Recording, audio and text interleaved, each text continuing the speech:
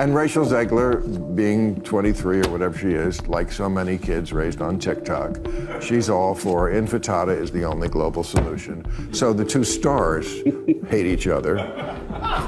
And now she's trying to reinvent herself because there's been so much blowback. And you can only imagine the studio calls about this woman behind the scene. Like, oh my God, we're $242 million in, and our lead actress hates our film, our actors, our storyline. Welcome back to Celebrity. It's Olivia here. You know a Hollywood disaster has reached legendary status when Bill Maher, a guy who thrives on roasting absurdity, decides to tear it apart on national television. And this time, the target of his no-holds-barred critique? Rachel Zegler, an actress who managed to alienate an entire fan base before her movie even hit theaters. Maher didn't just criticize her, he eviscerated her. With his signature blend of sarcasm and brutal honesty, he called out her entitlement, her smugness, and, worst of all, her complete disregard for the very audience she was supposed to be winning over. It wasn't just about one actress running her mouth. It was about Hollywood's growing disconnect from reality.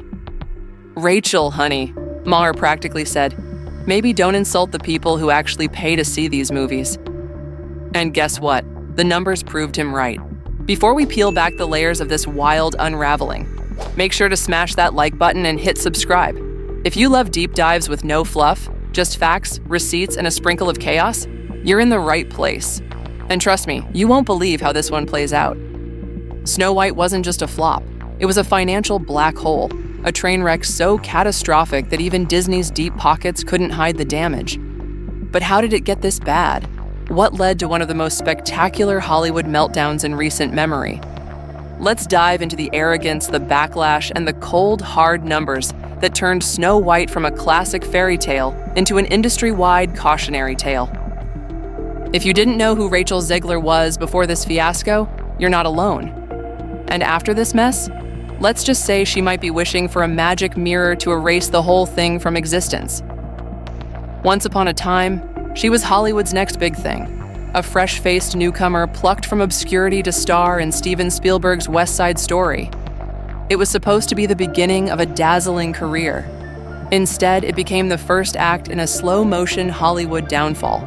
Because when she landed the role of Snow White in Disney's live-action remake, she didn't just play the princess. She practically declared war on the entire legacy of the film. During the press tour, instead of embracing the beloved classic that made her role possible, she mocked it. She laughed off the original 1937 film, calling it outdated. She dismissed the love story as weird and said the prince was completely unnecessary.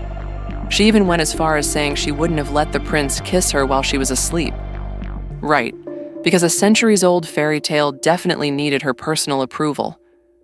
But it wasn't just what she said, it was how she said it. The smirks, the eye rolls, the sheer arrogance of an actress acting like she was too good for the very role she was playing. It didn't take long for the backlash to explode. Fans who had grown up loving Snow White felt like they were being ridiculed for liking something she clearly despised, and they weren't quiet about it. Almost overnight, hashtags like Not My Snow White and Boycott Disney flooded social media. The message was loud and clear. Audiences weren't just skeptical about this remake. They were actively rooting for it to fail. And then, it did. The box office numbers rolled in, and they weren't just bad. They were catastrophic. Because no matter how much Hollywood wants to believe they can rewrite beloved classics however they please, one fact remains. You can't sell a movie to people you've insulted. And Rachel Zegler? She had turned herself into the ultimate symbol of everything fans despised about modern Hollywood. Every Hollywood studio has flops. It happens. But this wasn't just a flop. It was a financial disaster of biblical proportions.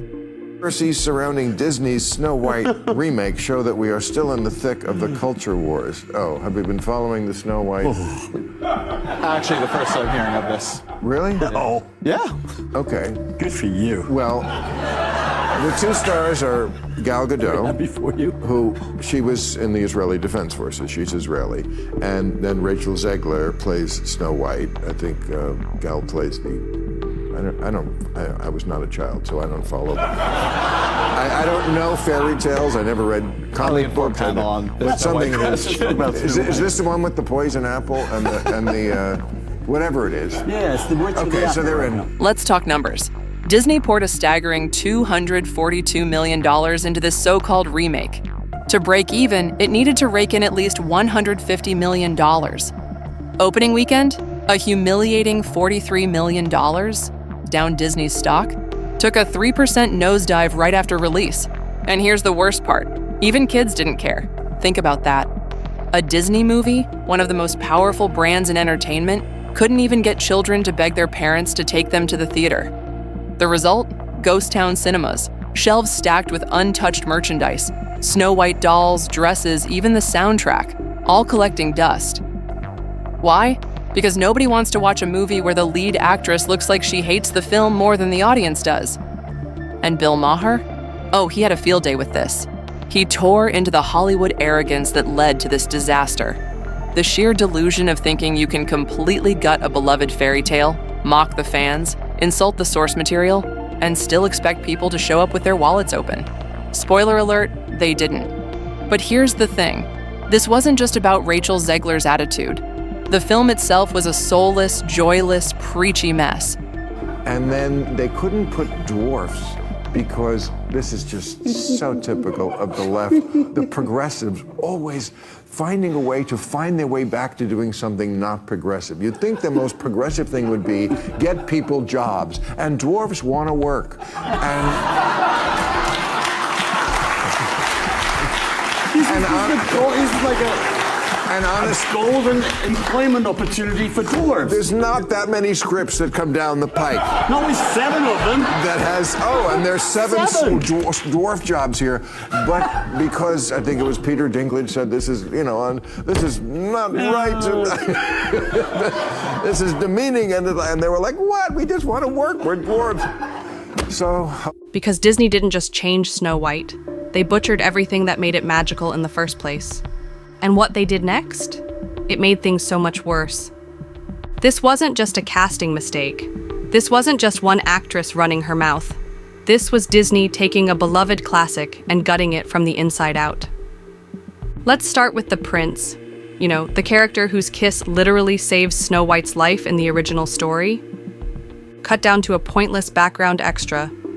Then there's the evil queen, one of Disney's most iconic villains, maniacal, vain, and unforgettable, rewritten into some vague power struggle villain with zero impact. And then, the dwarfs. Oh boy. Disney apparently thought the 7 dwarfs were problematic, so instead of the beloved characters people actually wanted to see, we got random, diverse bandits. Why? Because Peter Dinklage, the actor from Game of Thrones, complained about the original concept. So Disney bent over backward to appease one guy, while ignoring millions of fans who actually loved the original story. And the result? A movie that managed to insult both classic Disney fans and modern audiences at the same time. Bill Maher called it out perfectly. You want to modernize a fairy tale? Fine, but maybe don't destroy everything that made it a fairy tale in the first place. Because this wasn't progress. This wasn't innovation. This was Disney ripping the heart and soul out of its own legacy just to chase woke approval points from people who weren't going to buy a ticket anyway. And if you think this was bad, just wait, because Rachel Zegler's career, it might already be dead on arrival. When Hollywood turns on you, it's fast, brutal, and merciless. And Rachel Zegler? She's finding that out the hard way. Because this wasn't just a box office flop, this was a career killer. Industry insiders are whispering that she's already been quietly dropped from future projects. Rumors are swirling that even the Hunger Games sequel is looking to distance itself. Downcasting directors? They've started calling her box office poison. Why? Because Hollywood loves a rising star, but they love abandoning sinking ships even more. And right now, Zegler's ship is sinking fast. And Bill Maher? He didn't hold back. He laid it out plain and simple. She did this to herself.